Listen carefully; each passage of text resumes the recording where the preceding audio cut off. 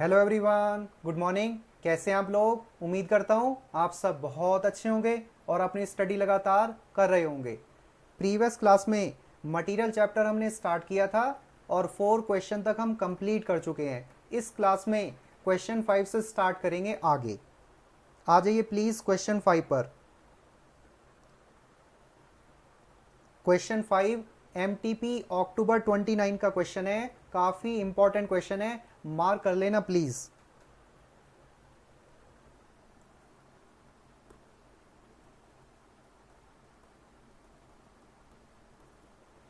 A Limited manufactures a product X which requires two raw materials A and B in a ratio of 1:4। 1:4 का क्या मतलब है? दो raw materials की requirement है प्रोडक्ट एक्स को बनाने के लिए। मान लेते हैं मटेरियल ए की 1 यूनिट यदि यूज होती है तो मटेरियल बी की हमें 4 यूनिट यूज करनी पड़ेंगी। ये है 1:4 का मतलब। The sales department has estimated a demand of 5 lakh units for the product for the year. मतलब सेल्स डिपार्टमेंट ने हमें बता दिया कि मैक्सिमम कितनी यूनिट सेल की जा सकती हैं प्रोडक्ट एक्स की in a year. 5 lakh units sales units हमें गिवन है, 5 lakh units in a year. आगे एक और इंपॉर्टेंट सेंटेंस लिखा हुआ है, to produce 1 unit of finish product 4 units of material A is required. मतलब 1 unit of finished product, material A की बात करें तो, या रॉ मटेरियल लिख सकते हैं, रॉ मटेरियल ए 4 यूनिट्स और रॉ मटेरियल बी की कितनी यूनिट्स यूज होंगी? 4 इंटू में 4, दैट इज 16 यूनिट्स। 16 यूनिट्स इसलिए क्योंकि किस रेशो में दोनों मटेरियल यूज हो रहे हैं? 1:4 के रेशो में। आगे बढ़ते हैं। ओपनिंग स्टॉक हमें गिवन है, फिनिश्ड प्रोडक्ट का गिवन है 12,000 यूनिट्स, मटेरियल ए का गिवन है opening stock 24,000 units, material B का ओपनिंग स्टॉक हमें गिवन है 52,000 units. To place an order the company has to spend ₹15,000। Order place करने के लिए कंपनी को खर्च करना पड़ता है 15,000 रुपए। इसका मतलब ये ऑर्डरिंग कॉस्ट है जिसको हम ओ से डिनोट करते हैं। Company is financing its working capital using a bank cash credit at the rate of 13% per annum. Product X is sold at ₹1,040 per unit. Selling price हमें गिवन है फिनिश प्रोडक्ट एक्स का। Material A and B are purchase at the rate of ₹150, ₹200 respectively. Economic order quantity हमें calculate करना है दो अलग अलग situations में। पहली सिचुएशन रीड करते हैं। If purchase order for both the materials is placed separately, मतलब हम ऑर्डर प्लेस कर रहे हैं दोनों मटेरियल्स के लिए सेपरेटली। सेकंड सिचुएशन रीड करें। If purchase order for both the materials is not placed separately. Second situation में हमने सेपरेटली ऑर्डर प्लेस नहीं किया। दोनों सिचुएशंस के अंडर हमें इकोनॉमिक ऑर्डर क्वांटिटी कैलकुलेट करनी है, राइट। आगे आ जाइए प्लीज। क्वेश्चन 5 एक इंपॉर्टेंट क्वेश्चन है, एमटीपी अक्टूबर 29 का क्वेश्चन है। ये इंपॉर्टेंट मार्क कर लेना, जैसा मैंने शुरू में भी कहा, मैं भी कर देता हूं आपके लिए। देखिए हमें क्या क्या गिवन है उसको लिख लेते हैं पहले। सेल्स यूनिट्स हमें गिवन है 5 लाख यूनिट्स प्रोडक्ट एक्स के रेस्पेक्ट में। हमें इकोनॉमिक ऑर्डर क्वांटिटी कैलकुलेट करनी है जिसके लिए हमें एनुअल रिक्वायरमेंट चाहिए मटेरियल ए की और एनुअल रिक्वायरमेंट मटेरियल बी की। एनुअल रिक्वायरमेंट का मतलब एनुअल परचेजेस भी हम कह सकते हैं। और रॉ मटेरियल हम कितना परचेज करना चाहते हैं, ये रॉ मटेरियल कंजम्पशन पर बेस्ड होगा, और कितना रॉ मटेरियल हम कंज्यूम करना चाहते हैं ये प्रोडक्शन पर बेस्ड होगा, और कितनी यूनिट्स हम प्रोड्यूस करना चाहते हैं ये सेल्स पर बेस्ड होगा। बात समझ गए ना? इसका मतलब annual requirement of raw material A या annual purchases of raw material A, और साथ के साथ बी हमें फाइंड आउट करना है कितना रॉ मटेरियल ए परचेज करें, कितना रॉ मटेरियल बी परचेज करें।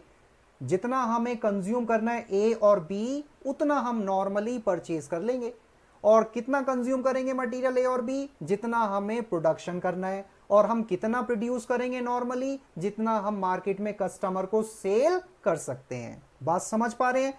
इसका मतलब हमें प्रोडक्शन यूनिट्स कैलकुलेट करनी होगी, उसके बाद हम रॉ मटेरियल कंज्यूम कैलकुलेट करेंगे, और रॉ मटेरियल कंज्यूम कैलकुलेट करने के बाद फाइनली हम रॉ मटेरियल परचेजेस कैलकुलेट कर पाएंगे with respect to material A और बी। राइट, ये इंपॉर्टेंट बात है इस पर्टिकुलर क्वेश्चन में, इसी वजह से मैंने इंपॉर्टेंट मार्क कराया आपको।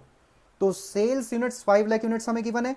राइट, आगे बढ़ते हैं। सेल्स यूनिट्स कैसे निकाल सकते हैं वो देखें। सेल्स यूनिट्स ओपनिंग स्टॉक, मेरे साथ साथ लिखिएगा please. Opening stock, opening stock of finished goods, product भी लिख सकते हैं, प्लस कितना आपने करंट पीरियड में प्रोडक्शन किया, प्रोडक्शन यूनिट्स हम लिख सकते हैं, और माइनस क्लोजिंग, जितनी यूनिट्स हम सेल नहीं कर पाए कस्टमर्स को वो माइनस कर देंगे, तब जाकर सेल्स यूनिट्स निकल पाएंगे। Closing stock, closing stock of finished goods या फिनिश्ड प्रोडक्ट भी आप लिख सकते हैं। राइट, सेल्स यूनिट्स हमें गिवन है 5 लाख यूनिट्स, लिखेगा प्लीज।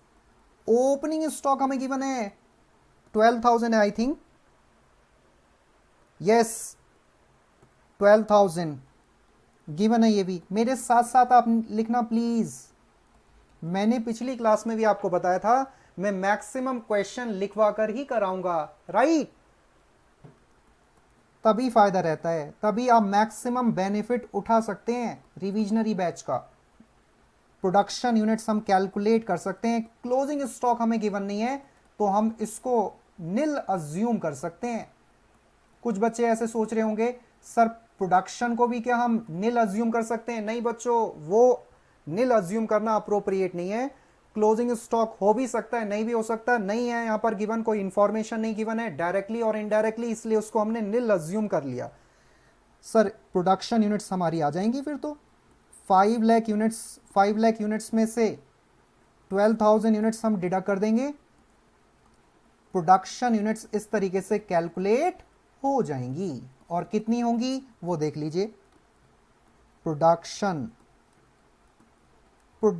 यूनिट्स दैट इज 4,88,000, ये प्रोडक्शन यूनिट्स हैं। जितनी यूनिट्स हम प्रोड्यूस करना चाहते हैं करंट पीरियड में उतना ही हम रॉ मटेरियल और मटेरियल ए और मटेरियल बी यूज करेंगे। मतलब अब हम कंजम्पशन निकालते हैं, कितना रॉ मटेरियल कंज्यूम करेंगे। देखें, लिखिए प्लीज, एनुअल कंजम्पशन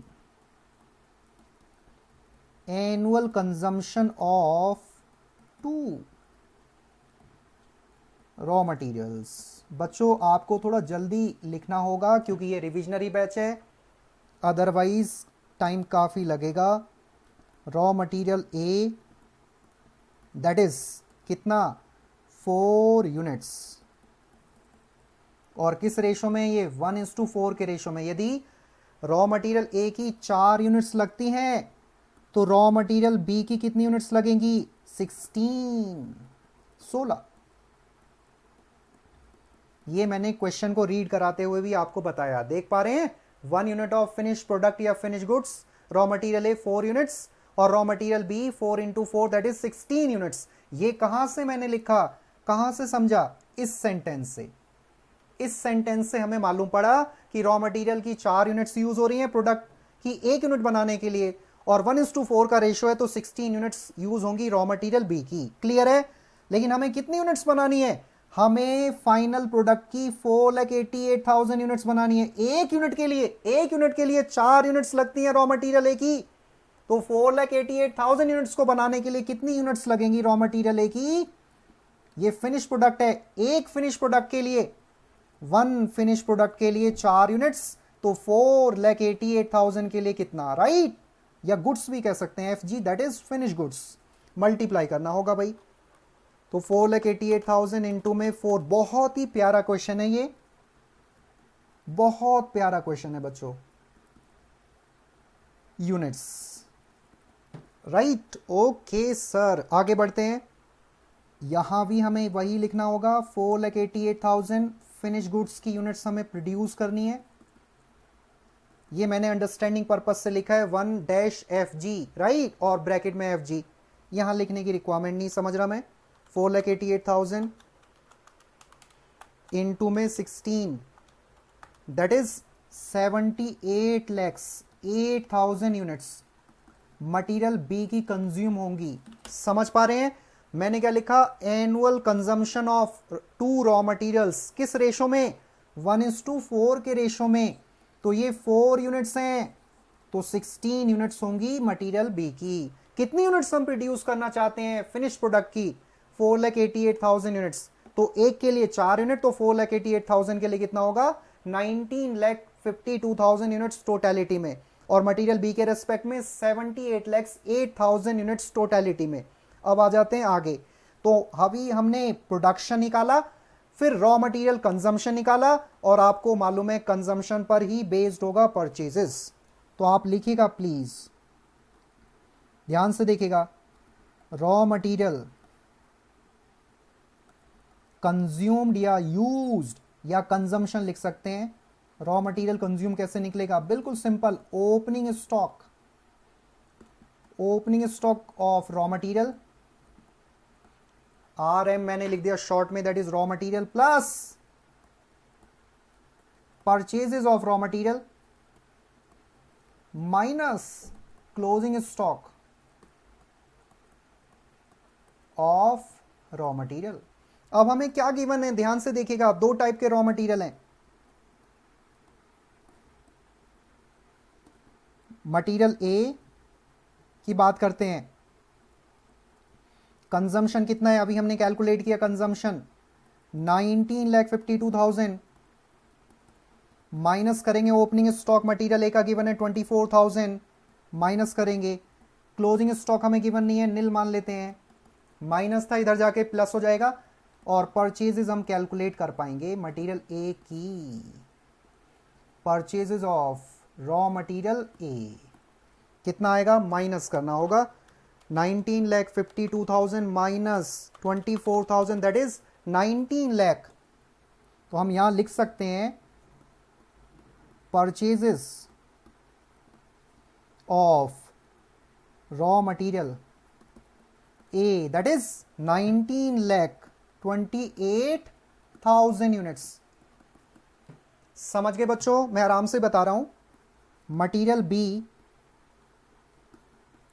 बी को मैं डायरेक्ट कर सकता हूं। अब ये फॉर्मूला था यहां पर, ये काफी बार आपने रीड भी किया होगा। Raw material consumed, opening stock of raw material plus purchases of raw material minus closing stock of raw material, right? Raw material consumed की यूनिट्स हमें गिवन है 19,52,000, ओपनिंग स्टॉक 24,000 गिवन है, क्लोजिंग स्टॉक को निल assume कर लिया, उधर जाकर plus होगा, कोई फर्क नहीं पड़ेगा। तो परचेजेस ऑफ रॉ मटेरियल ए हमने कैलकुलेट कर ली। सिमिलरली हम परचेजेस निकाल सकते हैं। परचेजेस बिल्कुल सिंपल, 78,08,000 ये रॉ मटेरियल कंज्यूम्ड है मटेरियल बी के रेस्पेक्ट में, माइनस करेंगे ओपनिंग स्टॉक 52,000 यूनिट्स, और निल होगा क्लोजिंग स्टॉक। तो 78,08,000 minus 52,000, that is 77,56,000 raw material की यूनिट्स यूज होंगी, स्पेशली बी। तो ये हमें कैलकुलेट करना था। इसी को हम ए से डिनोट करेंगे, क्लियर है? आई थिंक क्लियर होगा। आगे बढ़ता हूं मैं। अब हम इकोनॉमिक ऑर्डर क्वांटिटी कैलकुलेट कर सकते हैं। फर्स्ट पार्ट में, फर्स्ट पार्ट क्या था, इफ परचेज ऑर्डर, बहुत ही अच्छा क्वेश्चन है, if purchase order for both the materials are placed separately, अलग अलग प्लेस किए गए हैं, तो आप मटेरियल ए और ये है मटेरियल बी, रॉ मटेरियल भी लिख सकते हैं, economic order quantity 2 into A into O divided by C,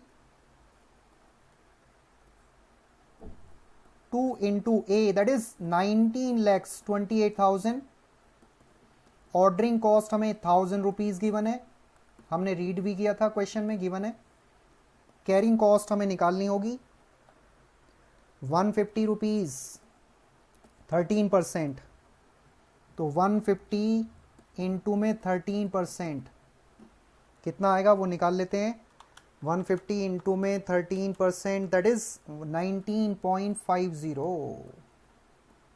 अब आते हैं बी के केस में, 2 इंटू में 77,56,000, ऑर्डरिंग कॉस्ट सेम रहेगी, डिवाइडेड बाई परचेज प्राइस इस केस में 200 है, बाकी रेट 13% है, 200 इंटू में 13% दैट इज 26 रुपीज, डिवाइड करके आपको निकालना होगा।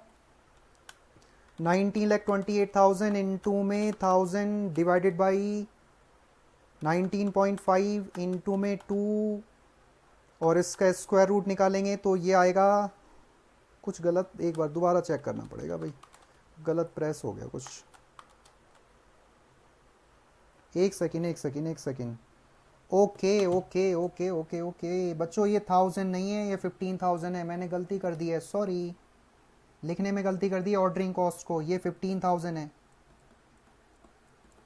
15,000 है ना कि 1000 तो पिछले किसी क्वेश्चन में होगी, तो ये 1928 इंटू में 30,000 डिवाइड बाई 19.5, इसका स्क्वायर रूट करेंगे तो ये आ जाएगा 54,000, पॉइंट्स में आ रहा है तो अप्रोक्स कर सकते हैं, 54,462.4076, मतलब इतना मैंने लिख दिया, अप्रोक्स कर लेना, ब्रैकेट में भी आप मेंशन कर देना, ठीक है। 15,000 है बच्चों, ऑर्डरिंग कॉस्ट 15,000 है, ना कि 1000 रुपीज। अब आ जाते हैं इस वाले केस में, 2 इंटू में 77,56,000 इंटू में 15,000 डिवाइडेड बाई 26 रुपीज, इसका स्क्वायर रूट निकालेंगे तो ये आएगा 94,600.374, इसको भी अप्रोक्स करना होगा, 94,600 कंसीडर कर लेते हैं यूनिट्स, ब्रैकेट में लिख सकते हैं अप्रोक्स। तो ये फर्स्ट पॉइंट क्लियर हुआ जब आपने परचेज ऑर्डर दोनों मटेरियल्स के लिए अलग अलग प्लेस किया है। अब आ जाते हैं सेकंड पार्ट पर, जल्दी से प्लीज नोट डाउन करें, सेकंड पार्ट पर आते हैं। If purchase order for both the materials are not placed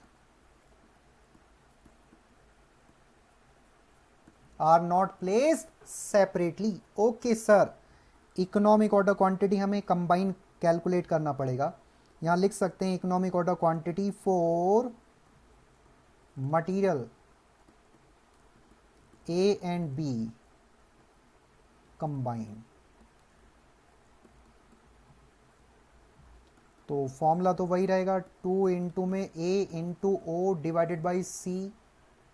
ये मैं नहीं लिख रहा, A का मतलब क्या होगा, O का मतलब क्या होगा। A का मतलब परचेज होगा, रिक्वायरमेंट होगी मटेरियल की, O का मतलब ऑर्डरिंग कॉस्ट 15,000 हमें गिवन है, C का मतलब है कैरिंग कॉस्ट, राइट। चलिए जी, तो यहाँ हम स्पेस दे देते हैं और फिर उसके बाद आगे बढ़ेंगे। इतना मैंने स्पेस दे दिया है, इतनी लाइंस आप स्किप करके आगे आ जाइएगा। लिखिए टोटल एनुअल, कंबाइन कर रहे हैं तो ऐड करना पड़ेगा, total annual purchases of material A and material B, right, A and B एक साथ, ये आ गया 19,28,000 था, आप चेक कर सकते हैं, और 77,56,000, दोनों का सम करना होगा। 19,28,000 प्लस 77,56,000, ये है 96,84,000 एग्जैक्ट आ गया। इतनी यूनिट्स आ गई मिलाकर दोनों को। ऑर्डरिंग कॉस्ट हमें गिवन है, ordering cost per order given है, ordering cost per order already given है, जिसको हम ओ से डिनोट करते हैं, ये मैं लिख देता हूं 15,000। अब आ जाते हैं आगे, कैरिंग कॉस्ट निकाल लेते हैं। Carrying cost per unit per annum, इसको हम सी से नॉर्मली डिनोट करते हैं। 13% पर एनम तो रेट दे रखा है, परचेज प्राइस हमें कैलकुलेट करना होगा, वो देख लेते हैं। तो देखिएगा purchase cost per unit in case of material A and B combined, तो कंबाइंड हमें प्राइस निकालना होगा। Purchase price, purchase cost per unit in case of material A and B combined, right, देखिएगा ध्यान से। 19,28,000, एक काम करते हैं, रुकिए, स्टेटमेंट के रूप में लिखते हैं। पहले तो आप ऐसा करिए, लिखिएगा परचेज कॉस्ट ऑफ मटेरियल या raw material A 19,28,000 into ₹150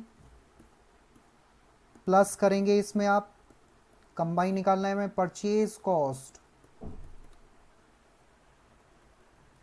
purchase cost of material B, अभी कैलकुलेट करके मैं लिख दूंगा 77,56,000 इंटू ₹180, सॉरी 200 है ना, यस 200 है।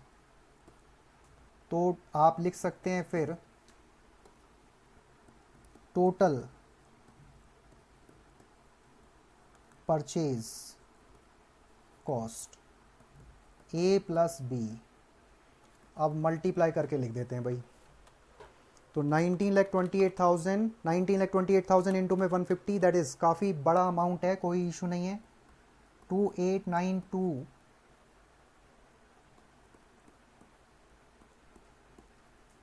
इसके बाद 77 लगे तो उससे भी बड़ा है, इंटू में 200, दैट इज 155120000।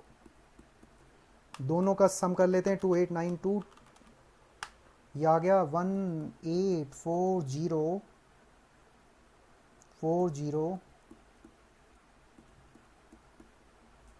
इसको हमें डिवाइड करना पड़ेगा ताकि एवरेज निकल सके। टोटल परचेज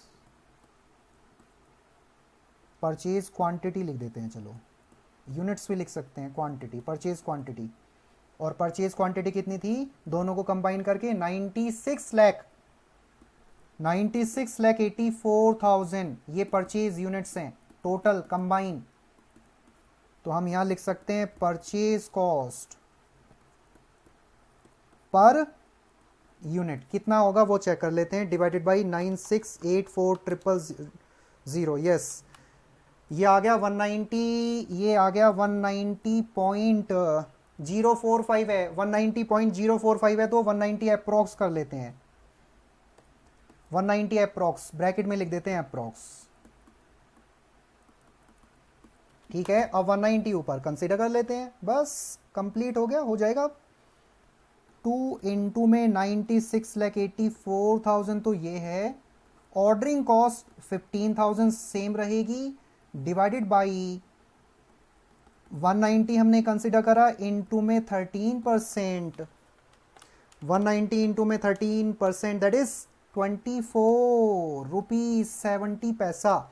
2 इंटू में 96,84 इंटू में 15,000 डिवाइडेड बाई 24.7 और इसका स्क्वायर रूट करेंगे तो ये आएगा लगभग 108,452 यूनिट्स। पॉइंट में आ रहा है, अप्रॉक्स वर्ड लिख देते हैं। अब यदि हम कंबाइन सेपरेटली इन दोनों को अलग अलग करना चाहते हैं तो अलग अलग कर सकते हैं। जल्दी से नोट डाउन करो प्यारे बच्चों, जल्दी से नोट डाउन करो प्लीज। तो ए 1,08,452 यूनिट्स इकोनॉमिक ऑर्डर क्वांटिटी की है मटेरियल ए और बी के रेस्पेक्ट में कंबाइन। यदि मटेरियल बी और ए और बी का अलग अलग करना चाहते हैं तो अलग अलग अभी मैं आपको बताऊंगा करके, देखिए ठीक है ना। अच्छा क्वेश्चन है, टाइम तो ऑब्वियसली बात है लगना ही है, लेकिन अच्छे क्वेश्चन पर अब मैं टाइम लगाऊंगा, डोंट वरी। तो देखिएगा please, total economic order quantity 1,08,452 units हैं टोटलिटी में। टोटल इकोनॉमिक ऑर्डर क्वांटिटी बोला है मैंने of material A and B, ठीक है। इसके दो पार्ट हम कर सकते हैं, एक मटेरियल ए से रिलेटेड और एक मटेरियल बी से रिलेटेड। किसके बेस पर हम डिस्ट्रीब्यूट करें? 108,452 क्वांटिटी के बेस पर। और क्वांटिटी कितना था? परचेज क्वांटिटी 19,28,000 और टोटल कितना है? 96,84,000। ये टोटल परचेज क्वांटिटी है। ए की कितनी क्वांटिटी आपने परचेज करी है एनुअली?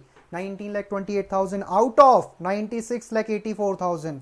ये निकालना होगा। इस केस में चेक करें, 108,452 इंटू में 77,56,000 out of that is 96,84,000। Calculation काफी ज्यादा इसलिए टाइम तो लगेगा ही। 108,452 डिवाइडेड बाई 96,84 इंटू में 19,28,000 दैट इज 21,591.84 है, तो 592 कर सकते हैं। अप्रॉक्स कर दिया मैंने अगेन 21,592। 108,452 डिवाइडेड बाई 96,84 इंटू में 77,56,000 दैट इज 86,860। दोनों का सम करेंगे तो वही आएगा 1,08,452। इस तरीके से बच्चों ये दमदार क्वेश्चन हमने कंप्लीट कर लिया। बहुत प्यारा क्वेश्चन है ये, बहुत ही अच्छा क्वेश्चन है। आगे बढ़ते हैं, एक और अच्छा क्वेश्चन करते हैं। इकोनॉमिक ऑर्डर क्वांटिटी का कॉन्सेप्ट मैंने ब्रीफली एक्सप्लेन किया था पिछली क्लास में। एक और आपसे मतलब बात करनी है, वो ये कि यदि कुछ बच्चों ने, मैं देख पा रहा हूँ चैनल पे देखता हूँ कि कुछ बच्चे अभी भी बच्चों ने सब्सक्राइब नहीं किया है मेरा चैनल, तो प्लीज़ चैनल को सब्सक्राइब कर लें और वीडियो अच्छी लगती है तो लाइक करें, और कोई डाउट आता है तो आप कमेंट भी कर सकते हैं, ठीक है ना। आगे बढ़ते हैं, तो सब्सक्राइब करें चैनल को, लाइक करें, कमेंट करें, कोई डाउट आता है तो। अब आते हैं क्वेश्चन 6 पर। ये आरटीपी मई 2018 का क्वेश्चन है। जिन बच्चों ने क्लास ली है, इस तरीके के क्वेश्चन हम ऑलरेडी क्लासेस में कवर कराते हैं, चाहे रेगुलर बैच हो या फास्टैग बैच ही क्यों ना हो। Question 6, Aditya brothers supplies surgical gloves to nursing homes and polyclinics in the city. Okay, Aditya brothers surgical gloves supply करते हैं नर्सिंग होम्स को और पॉलीक्लिनिक्स को। Surgical gloves are sold in a pack of 10 pairs at a price ₹250 per pack. मतलब Aditya brothers अपने customers को, Aditya brothers के customers कौन कौन है? नर्सिंग होम्स और पॉलीक्लिनिक्स, इनको सेल करते हैं सर्जिकल ग्लव्स आदित्य ब्रदर्स। किसके हिसाब से? 10 पेयर का एक पैक सेल किया जाता है 250 रुपीज पर पैक में। Okay, for the month of April 2018 it has been estimated that a demand for, demand मतलब सेल, कस्टमर डिमांड कर रहे हैं तो कस्टमर को सेल करना पड़ेगा। मंथली डिमांड है 60,000 PACS of surgical gloves will arise, monthly है ये, 60,000 मंथली है। आदित्य ब्रदर्स परचेजेस, ओके, मतलब पहले Aditya brothers surgical gloves purchase करता है मार्केट से, परचेज करते हैं ब्रदर्स, और उसके बाद अपने कस्टमर्स को, नर्सिंग होम्स को और पॉली क्लिनिक्स को सेल कर देते हैं। यदि हमें इकोनॉमिक ऑर्डर क्वांटिटी कैलकुलेट करनी है तो हमें तो परचेज प्राइस से लेना देना है ना। यस, इस केस में आदित्य ब्रदर्स केवल ट्रेडर का काम कर रहे हैं, वो परचेज करते हैं और आगे सेल करते हैं, परचेज करते हैं और आगे सेल करते हैं। परचेज करते हैं किस रेट पर, परचेज किस रेट पर करते हैं, 228 रुपीज पर पैक, और जब परचेज करते हैं तो डिलीवरी आने में टाइम लगता है, कितना टाइम, लगभग 4 से 6 दिन, मिनिमम 4 डेज, मैक्सिमम 6 डेज, जिसको हम delivery time, lead time, reorder period भी कह सकते हैं। परचेज प्राइस से हमें लेना देना है, तो परचेज किया हमने 228 rupees per pack as Aditya brothers, और हम सेल कितने में कर रहे हैं, 250 रुपीज में। इसका मतलब 32 रुपीज का प्रॉफिट कमाना चाहते हैं आदित्य ब्रदर्स। आगे, और मंथली डिमांड हमें गिवन है 60,000 पैक्स की। आगे ऑर्डरिंग एंड रिलेटेड कॉस्ट हमें गिवन है, ऑर्डरिंग एंड रिलेटेड कॉस्ट मतलब ऑर्डरिंग कॉस्ट हमें गिवन है, यहां लिख सकते हैं ऑर्डरिंग कॉस्ट, ये हमारी परचेज कॉस्ट लिख सकते हैं, परचेज कॉस्ट, ये सेलिंग प्राइस है। सेलिंग प्राइस से वैसे भी कुछ हमें लेना देना नहीं है, इससे कोई लेना देना नहीं है। ये परचेज कॉस्ट हमारी काम आएगी, ऑर्डरिंग कॉस्ट हमारी काम आएगी, और स्टोरेज कॉस्ट हमें 10% ऑफ एवरेज इन्वेंट्री। इसका मतलब सी यदि हम निकालना चाहते हैं तो परचेज कॉस्ट, आगे लिखते हैं, चलो सॉल्यूशन का पार्ट बनाएंगे अच्छे से। परचेज कॉस्ट 228 इंटू में 10% करेंगे तो 22 रुपी 80 पैसा हमारी carrying cost per unit per annum आ जाएगी। और फर्स्ट पार्ट हमने इकोनॉमिक ऑर्डर क्वांटिटी का कैलकुलेट करना है, सेकंड पार्ट में नंबर ऑफ ऑर्डर्स हमें कैलकुलेट करने हैं। तो economic order quantity, number of orders place और टोटल कॉस्ट हमें कैलकुलेट करनी है, स्पेशली ऑर्डरिंग और स्टोरेज। ये 3 पार्ट हम पहले करते हैं, उसके बाद हम 4th पार्ट रीड करेंगे। आ जाइए प्लीज। अच्छा क्वेश्चन है, ये भी इंपॉर्टेंट क्वेश्चन है, मार्क कर सकते हैं, इंपॉर्टेंट क्वेश्चन है। क्वेश्चन 5 बहुत इंपॉर्टेंट था, क्वेश्चन 6 भी इंपॉर्टेंट क्वेश्चन है, मार्क कर लेना प्लीज अपने नोट्स पर। ठीक है प्यारे बच्चों, यस सर। तो क्वेश्चन 6 आरटीपी मई 2018 का क्वेश्चन है, और इससे पहले भी एग्जाम में आ चुका है ये क्वेश्चन, इंस्टीट्यूट पूछ चुका है इस क्वेश्चन को काफी बार। तो आप लिखेगा, ये काम करते हैं, पहले लिख देते हैं 1 pack of gloves, 1 pack of gloves that is 10 pairs. ये मैंने केवल अंडरस्टैंडिंग पर्पज से लिखा है, आप लिखेंगे आगे monthly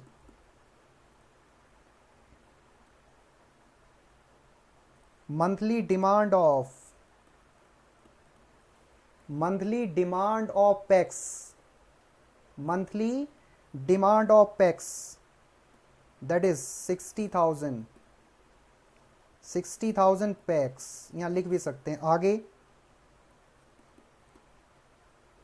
annual demand of PACS, multiply करना होगा, जिसको हम ए से डिनोट कर सकते हैं 60,000 इंटू में 12 मंथ्स दैट इज 7,20,000 पैक्स। तो ए हमने कैलकुलेट कर लिया 7,20,000। आगे बढ़ते हैं, carrying cost per unit per annum, short में मैंने लिख दिया which is denoted by C. Purchase price है 228, परचेज प्राइस कह सकते हैं, कॉस्ट हम कह सकते हैं, इनटू में 10% रखने की कॉस्ट है दैट इज 22.80 राइट। तो सी हमने कैलकुलेट कर लिया। ऑर्डरिंग कॉस्ट हमें ऑलरेडी गिवन है 240 rupees ordering cost per order. जल्दी जल्दी लिखना है आपको, पिछले क्वेश्चन में टाइम लगा क्योंकि अच्छा क्वेश्चन था, इसमें उतना टाइम हमें इन्वेस्ट नहीं करना। तो 240। फर्स्ट पार्ट है इकोनॉमिक ऑर्डर क्वांटिटी, आसानी से कैलकुलेट कर सकते हैं। 2 इंटू में ए इंटू में ओ। पिछली क्लास में मैंने ये डेराइव भी किया था। रेगुलर बैच में तो हम कंप्लीट टाइम लगाते हैं इस पर, लेकिन यहाँ ज़रूरत नहीं है अभी फ़िलहाल। एक सेकेंड,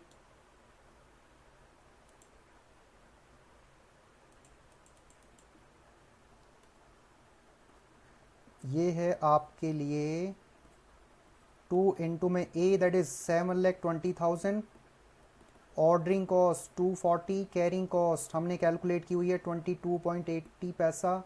निकालना होगा मल्टीप्लाई करके।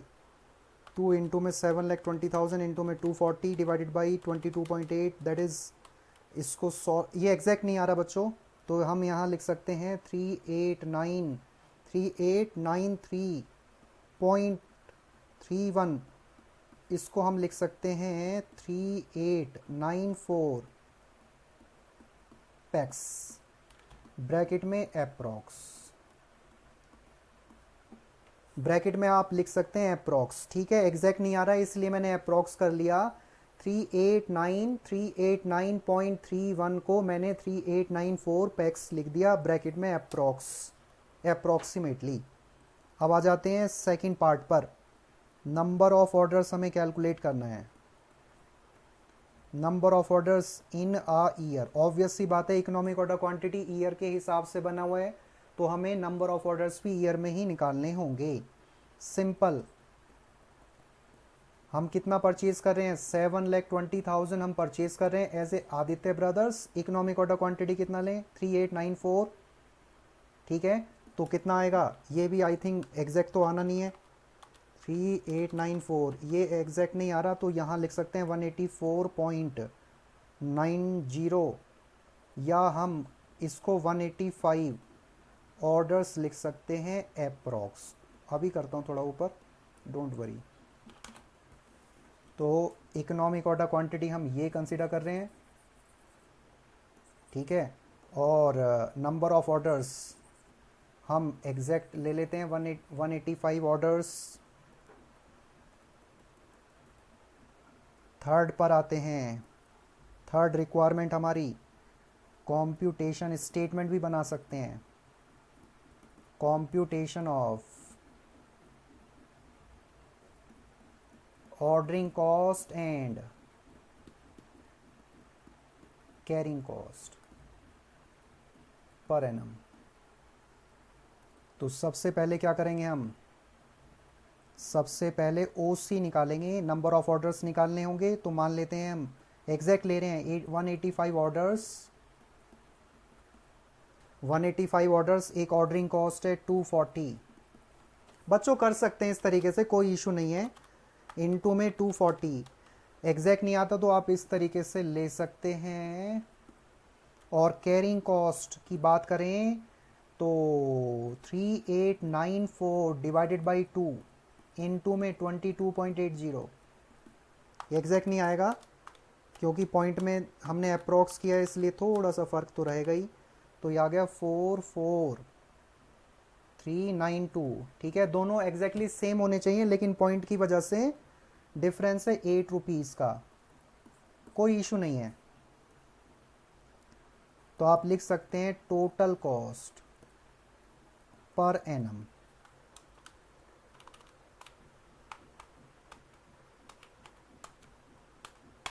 ये आ गया 88,792। आप ऐसा भी कर सकते हैं कि अभी फिलहाल मैंने एग्जैक्ट ले लिया ना 185 ऑर्डर्स, आप 184.9 ऑर्डर्स इनटू में 240 लेकर भी मल्टीप्लाई करके ऑर्डरिंग कॉस्ट निकाल सकते हैं, जो 44400 से डिफर करेगी। कैरिंग कॉस्ट भी आप 3893.33 के हिसाब से निकाल सकते हैं, थोड़ा सा डिफरेंस आएगा, मैंने एग्जैक्ट लिया है, कोई इशू नहीं है। ठीक है बच्चों, अब बढ़ते हैं हम आगे। अब आ जाते हैं आगे, और जो पॉइंट नंबर 4 है, पॉइंट नंबर 4 इसमें इंपॉर्टेंट पॉइंट है, इसीलिए मैं इस क्वेश्चन को भी इंपॉर्टेंट मार्क कर रहा हूं। मैंने शुरू में कहा भी था, आप भी मार्क कर लेना। Determine when should the next order be placed, हमें डिटरमाइन करना है नेक्स्ट ऑर्डर हम कब प्लेस करेंगे। Next order should be placed when, ये डिटरमाइन करना है। Assuming that the company does maintain a safety stock. Safety stock का मतलब हम मिनिमम स्टॉक भी कह सकते हैं, जो हमें सेफ साइड में रखता है उसको कहा जाता है सेफ्टी स्टॉक। मतलब इमरजेंसी वाली सिचुएशन को टैकल करने के पर्पज से हम सेफ्टी स्टॉक रखते हैं, और वो सेफ्टी स्टॉक तभी यूज होगा जब कोई इमरजेंसी आएगी। और नहीं लिखा कि सेफ्टी स्टॉक क्वेश्चन में यूज हो रहा है नहीं हो रहा, तो हम मानेंगे सेफ्टी स्टॉक यूज नहीं हुआ नॉर्मल रूटीन में। तो कंपनी अज्यूम कर रही है कि सेफ्टी स्टॉक भी मेंटेन करेगी कंपनी, और साथ के साथ कंपनी ने अभी प्रेजेंट सिचुएशन में कितना रखा हुआ है स्टोर रूम में, सेफ्टी स्टॉक भी रखा हुआ है कंपनी ने, लेकिन सेफ्टी स्टॉक कितना है वो मालूम नहीं है, लेकिन रखा हुआ है सेफ्टी स्टॉक। और साथ के साथ कंपनी ने सेफ्टी स्टॉक के अलावा प्रेजेंट इन्वेंट्री कितनी है कंपनी की स्टोर रूम में, वेयर हाउस में, 10,033 पैक्स की, और एक साल में इन्होंने 360 डेज माना है। इसका मतलब सेफ्टी स्टॉक की इंफॉर्मेशन मालूम नहीं है, या हम ऐसा भी कह सकते हैं assuming that the company does maintain a safety stock and that the present inventory level is 10,033 PACS with a year of 360 working days. मतलब कुछ मानने की जरूरत नहीं है, सब कुछ दे दिया क्लियरली। चलिए, तो फोर्थ पॉइंट एक इंपॉर्टेंट पॉइंट है, यहां अगेन इंपॉर्टेंट मार्क कर सकते हैं। देखिए, बहुत सिंपल तरीके से कराऊंगा मैं इस पॉइंट को। एनुअल रिक्वायरमेंट बताइए, एनुअल रिक्वायरमेंट या परचेजेस हम कह सकते हैं, एनुअल रिक्वायरमेंट या परचेजेस ऑफ ग्लव्स कितना, 7,20,000 पैक्स। और इसका मतलब ये हुआ, हम कह सकते हैं 7,20,000 PACS in 360 days, that is year. मतलब 360 डेज यहां इन्होंने बोला हुआ है, ईयर का मतलब इन्होंने बोला हुआ है 360 डेज, राइट। तो 7,20,000 पैक्स इन 360 डेज, तो आप लिख सकते हैं one pack of gloves will consume, 1 pack of gloves will consume in 360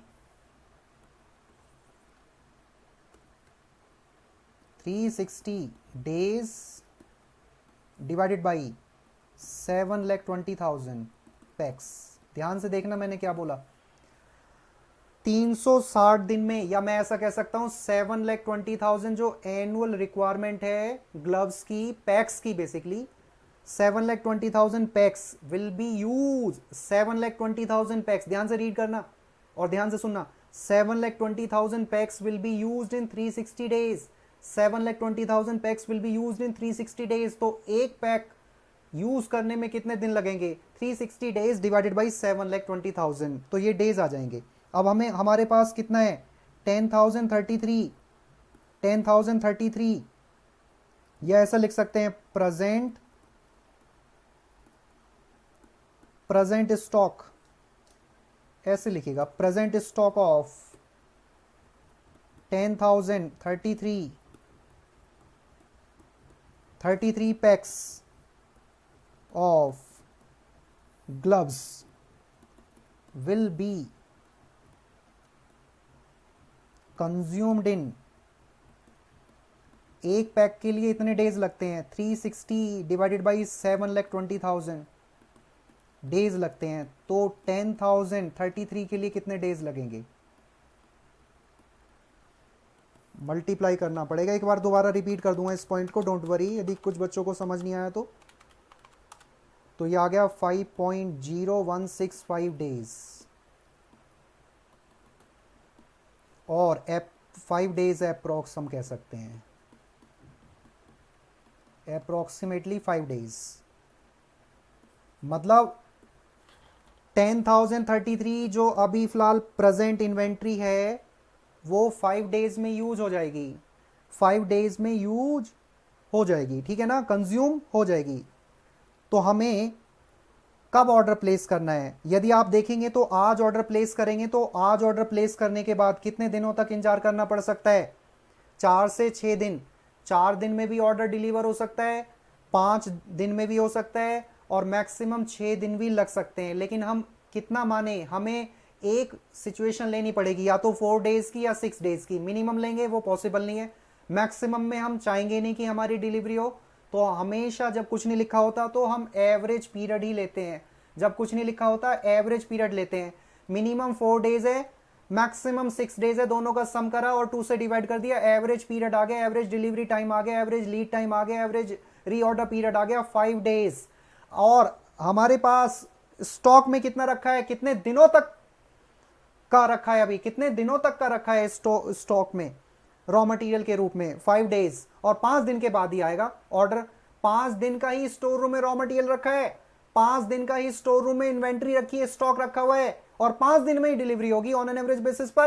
तो कब ऑर्डर प्लेस करें, तुरंत ऑर्डर प्लेस कर दो, अदरवाइज स्टॉक आउट की सिचुएशन क्रिएट हो सकती है। बात समझ पा रहे हैं? यस। तो आप लिखना टाइम इंटरवल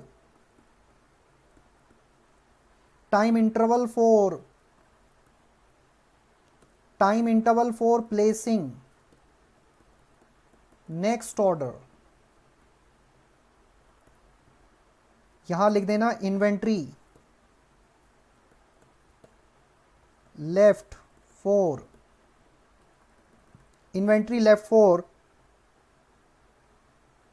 डेज। एक सेकेंड,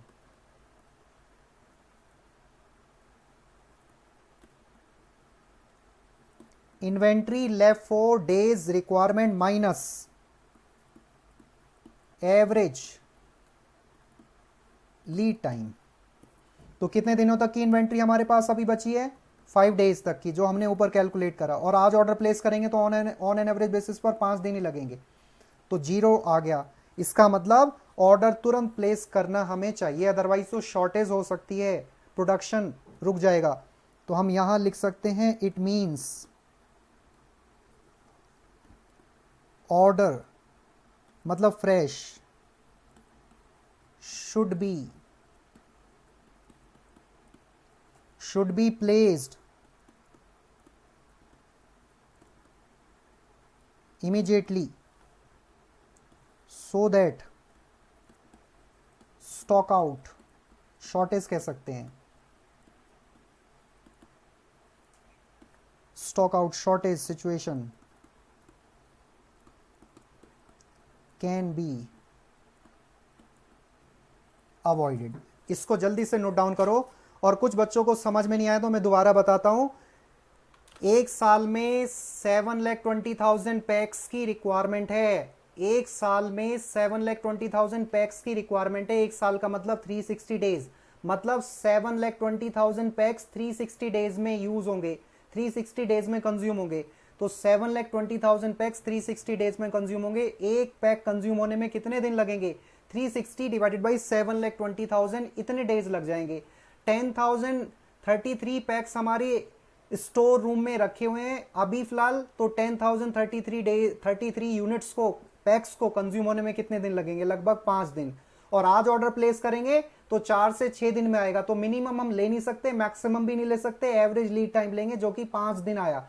5 दिन में ऑर्डर आएगा, और 5 दिन का ही स्टोर रूम में स्टॉक रखा हुआ है। तो कब ऑर्डर प्लेस करें? तुरंत ऑर्डर प्लेस करें, ताकि स्टॉक आउट की सिचुएशन से आप अपने आप को बचा सकें, as A Aditya brothers in this question. ठीक है, चलिए, तो ये हमारा, जल्दी से नोट डाउन कर लो इस पूरे पार्ट को।